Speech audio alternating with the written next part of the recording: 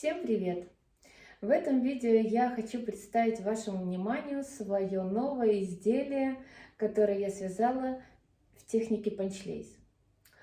А также похвалиться своей новой повязочкой, которую я связала из плюшевой нити пряжи под вот этот топ, который я вязала ранее.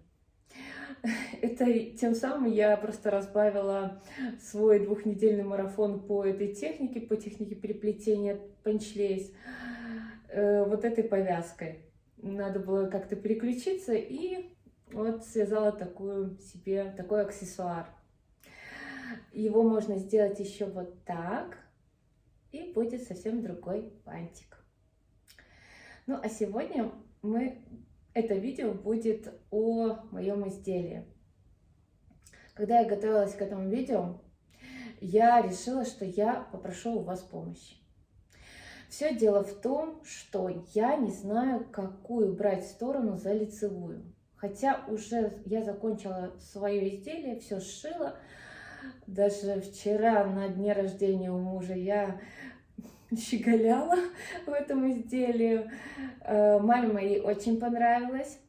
Я ей показала и изнаночную сторону, и лицевую сторону, и ей и та сторона понравилась. Но вот изначально я планировала, что лицевая сторона, это будет лицевая сторона, то есть как она есть. И хоть мы обсуждали, что с вами вместе, что изнаночная сторона очень красиво выглядит в переплетении это, но все равно, знаете, уходить от стереотипов очень сложно. И я даже не давала себе мысли, что я захочу это изделие видеть с изнаночной стороны. Но когда я все уже закончила, всю работу свою, и я такая думаю, ну давай, Тань, давай померяй все-таки на изнаночную сторону.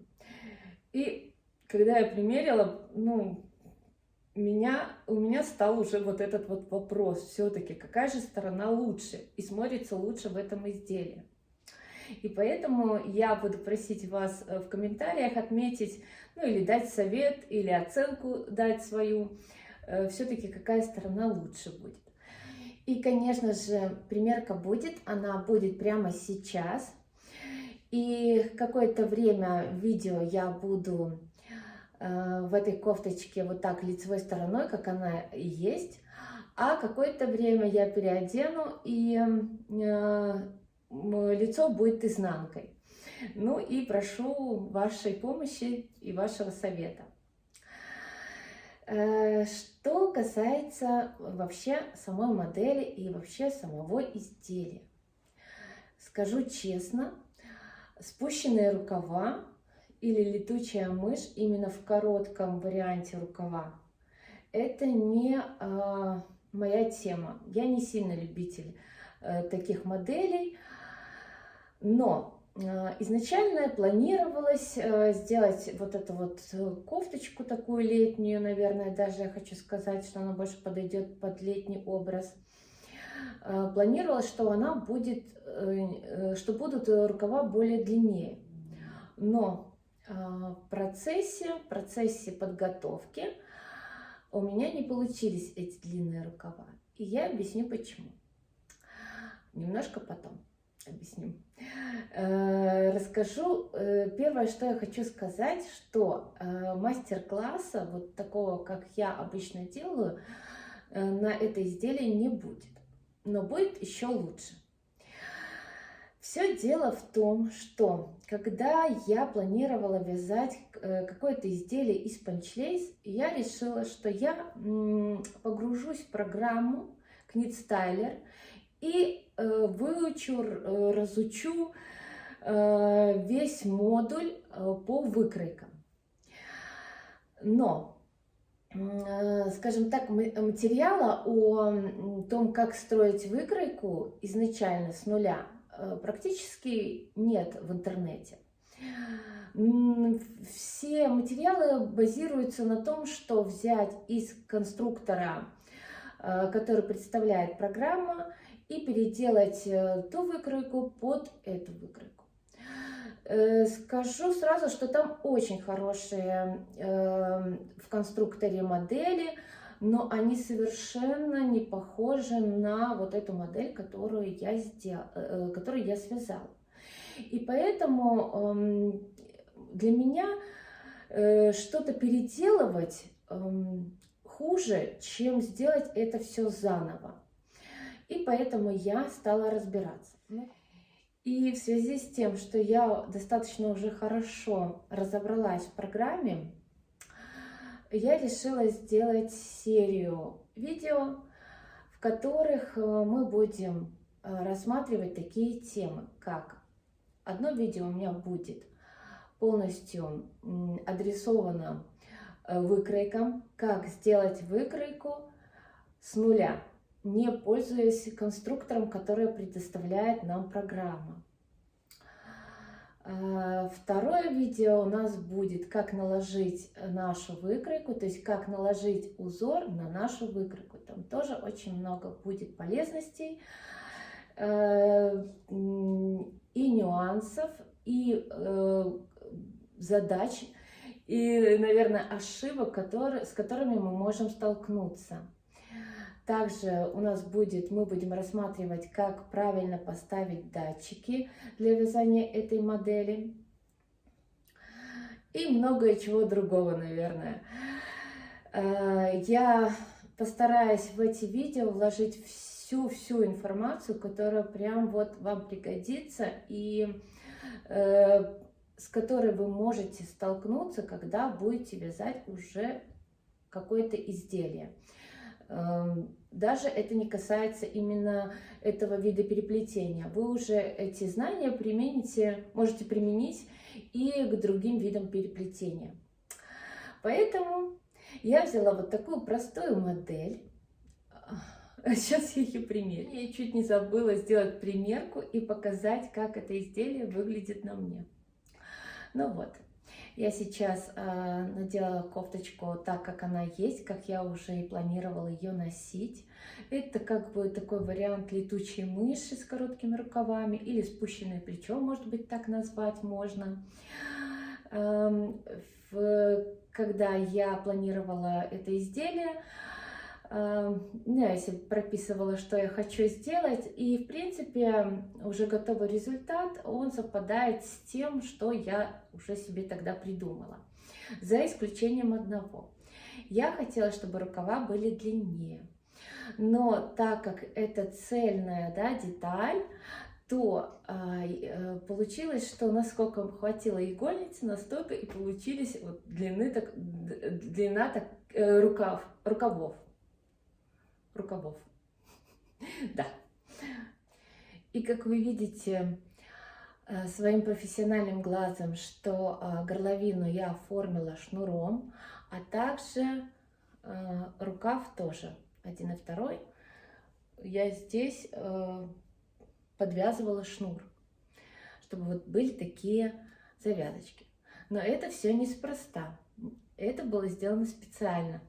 Все дело в том, что я подумала, вдруг у меня с первого раза не получится, а точнее я не попаду в длину изделия, я смогу спокойно, развязав эти шнурочки, тем самым как бы удлинить, ну и перевязав их немножечко пониже, вот так, удлинить длину своего изделия. Я тоже так пробовала, тоже неплохо смотрится, еще более так воздушнее и по-летнему. Но в процессе, когда я уже так примеряла это изделие, мне понравилось, что его можно, когда ослабив эти завязочки, сейчас я покажу, получается, что мы можем носить это изделие на одно плечо. А можно вообще развязать эти завязки, они будут просто болтаться, и тоже будет красиво. И как вы уже заметили, наверное, я вывернула, если можно так сказать, свое изделие на изнаночную сторону, и сейчас у меня изнанка. Сейчас у меня изнанка как лицо. Я надеюсь, все видно в камере, как выглядит по себе скажу, что изнанка более фактурнее выглядит, более объемнее, что придает этому изделию еще более такое интересность. Конечно, стоит сказать, что не все так гладко и легко было у меня в процессе вязания. Были и ошибки, и проблемы, и нюансы, с которыми я столкнулась. И я хочу с вами поделиться не только вот так готовой работой, визуально вроде бы все так и неплохо смотрится, а также с теми проблемами и ошибками, которые я сделала. Но я всегда себя успокаиваю тем, что когда ты вяжешь какую-то первую вещь, ну, например, она у тебя не отработана, то допускаются эти ошибки. То есть я более снисходительна к себе. Когда говорю себе: Таня, ты бы вязала бы вторую такую же, то уже ошибок не должно быть. Вот. Ну, я еще хочу вот показать, как выглядит это изделие на мне. Вот так немножко спустить его, показать полностью саму модель.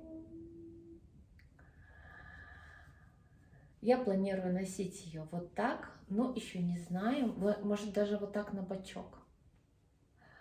Но еще не знаю все-таки, какую сторону выбрать. Первое, что хочу сказать, я отпарила это изделие, и оно у меня постирано. После стирки я не приглаживала его, не отпаривала. Вот так вот оно выглядит. И начну, наверное, я сразу с резиночки. Добавляла я в резинку текстурированную нить. Скажу честно, не могу еще понять и определить, но что я, вот мои какие мысли, да? Когда мы вяжем особенно изделия и используем акрил, может быть ХБ, даже не знаю, ХБ уже давно не вязала, то лучше, когда мы свяжем нашу резинку, вот мы начинаем вязать резинку, мы связали резинку и переходим на основное полотно, то лучше вот эти вот нашу гребеночку перенести уже на основное полотно, а резинку снять с гребенки. Я заметила такой нюанс, что когда чем дольше висит она на гребенке, вот так в таком растянутом виде, тем хуже она потом собирается, вот тут краешек хуже собирается. Перейдем дальше. Это у меня перед. По переду у меня, в принципе, все в порядке получилось. Но начинала я со спинки. Значит, первая моя деталь – это была спинка. И, как вы сразу можете заметить, тут что-то пошло не так. Вот смотрите, выбился рисунок, да? Одна игла просто ни в какую не хотела делать свое дело. Я уже вязала панчлейс, и я уже сталкивалась с этой проблемой. Но это было так давно, что я призабыла немножко. И потом, когда я начала, ну, и так поправлять, и иглу эту поправлять, я все-таки вспомнила, что сама оттяжка влияет на вот это вот строение этого узора. То есть оттяжка не должна быть очень сильной. И еще добавлю, что если мы, допустим, используем грузики и на спинку, ну вот у нас две одинаковые детали, и на спинку мы берем 2 грузика, то обязательно столько же грузиков должно быть наперед. Объясню, у меня здесь была ошибка, так как здесь я сделала очень такую оттяжку большую, я не могу, правильно ли я говорю, большая оттяжка, вот не могу сейчас сообразить по словам, но вы меня понимаете, то потом, когда я уже вязала лицо, перед точнее, у меня уже такой проблемы не было, потому что я сделала оттяжку послабее. И за счет этого, что у меня была разная сила оттяжки, спинка стала немножко больше, ну, то есть растянулась в длину. Оно как бы незаметно в самом изделии, но заметно было при сшивании деталей. То есть здесь такая немножко складочка идет. Ну, не складка, а такая присборенность. Вот, это один момент. Дальше, наверное, нам нужно перейти на изнанку. Тут вроде бы как и все в порядке. И сейчас я хочу показать края своего изделия и рассказать немножко про вот эти вот моменты, которые у меня получились, точнее не получились. Я планировала, чтобы у меня край изделия, ну, какое-то количество петель не провязывал рисунок. И все это делала в программе. Но тут что-то, какой-то сбой дала программа, и вот так неровно оно делало мне, вот это убирало края. Ну и решение этого вопроса я расскажу в одном из следующих видео. Дальше вот иногда, ну тут уже, наверное, никто не застрахован, бывает, что нить тонкая выбивается и не провязывается вместе с толстой нитью. Тут уже что-то надо будет делать, потому что очень легко зацепиться за вот эти петли большие, которые образовались, и так повредить наше полотно. Все. Также я хочу показать, как я оформила горловину. Горловину я обработала шнуром, и будет отдельное видео на эту тему. В нем я буду показывать, как я в процессе вывязывания шнура подвязывала к нему вот готовую уже деталь. Это что касается горловины, а это у меня рукав. Рукав тоже оформлен шнуром, и тут немножко другой способ шнура, вплетания шнура, ввязывания шнура в изделие, может быть так сказать. Вот я хочу приблизить, показать все, как все аккуратненько и ровненько получилось. Я его тут немножко присборила. С помощью вот шнура я присборила деталь вот эту вот. Ну вот, вроде бы и все, что я хотела сегодня вам рассказать и показать. Спасибо за просмотры, спасибо за лайки, пишите комментарии, ставьте свою оценку моему изделию новому.